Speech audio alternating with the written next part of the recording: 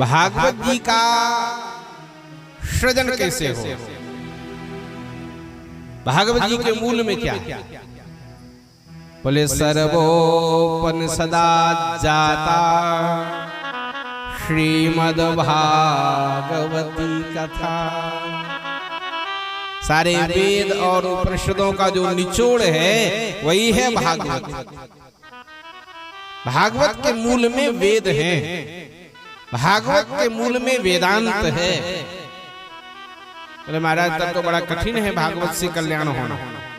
बोले क्यों? बोले वेद का भी पाठ करके आया हूं, वेदांत का भी करके आया हूं, और भक्ति के पुत्र उठे नहीं, और वेद वेदांत से ही निश्रित है, प्रकट है श्रीमद् भागवत। तो भागवत की कथा से कैसे कल्याण होगा?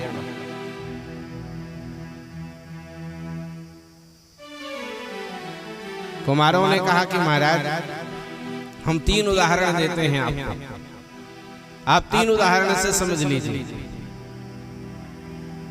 आमूलाग्रम रसस्तिष्ठन् नास्ति न स्वाद्यते यथा। वृक्ष के जड़ से लेकर के तने तक में रस है, लेकिन क्या वृक्ष में दांत मारने से रस मिलेगा? लेकिन वही वृक्ष का रस जब फल के रूप में परिपक्व होकर के मेरे पास आता है तो उस फल से हमको तुष्टि और पुष्टि दोनों हो जाती है। तो वेद है वृक्ष और भागवत है परिपक्व फल। तो जो लाभ वेद से नहीं हुआ वो भागवत से हो जाएगा। दूसरा उदाहरण दिया, यथा दुग्धे स्थितं सर्पी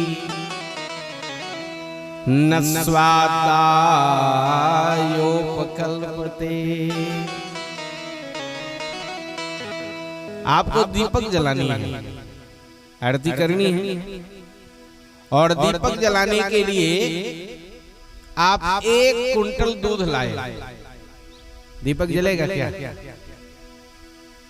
1 क्विंटल दूध आ जाए गाय का शुद्ध, लेकिन उस दूध से क्या दीपक जल पाएगा?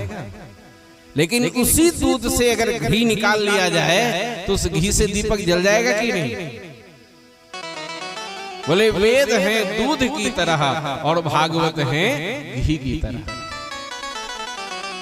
और तीसरा उदाहरण और दिया, इक्षूणामपि मध्यांतम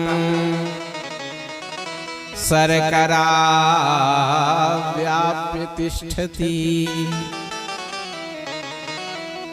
गन्ने में मिश्री है और मिश्री का भोग लगाना है गोपाल जी को, तो क्या गन्ना का भोग लगा देंगे क्या? गन्ने को ही पेड़ करके जब उसका रस निकाल करके मिश्री बना ली जाएगी तब न उस मिश्री से लाभ मिलेगा। तो जो लाभ गन्ने से नहीं मिला वह मिश्री से मिल गया। उसी तरह श्रीमद् भागवत मिश्री के समान है, शर्करा के समान है, और वेद भगवान गन्ने के समान है। प्रसन्न हो गए नारद जी, आप बिल्कुल ठीक कह रहे हैं, भागवत से कल्याण होगा। लेकिन अब ये भागवत कथा हो कहां? बोले गंगा द्वार समीपे तू तटमानंद नामकम। हरिद्वार के समीप में आनंद नामक एक तट है, उसी तट पर ये कथा होनी चाहिए। कथा जब भी हो आनंद तट पर ही हो, चाहे प्रतापगढ़ में हो, चाहे प्रयागराज में हो, चाहे सुख तीर्थ में हो, लेकिन आनंद के तट पर जब कथा होगी तभी कथा का रस आएगा। प्रेम होना चाहिए, उत्साह होना चाहिए, भाव होना चाहिए।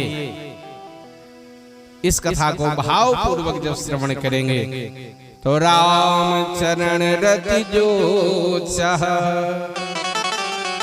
अथवा पद निर्वाण। शर्त यही है कि भाव सहित सो यह कथा करहु श्रवण पुटपान। भाव पूर्वक श्रवण करें, आनंद पूर्वक श्रवण करें।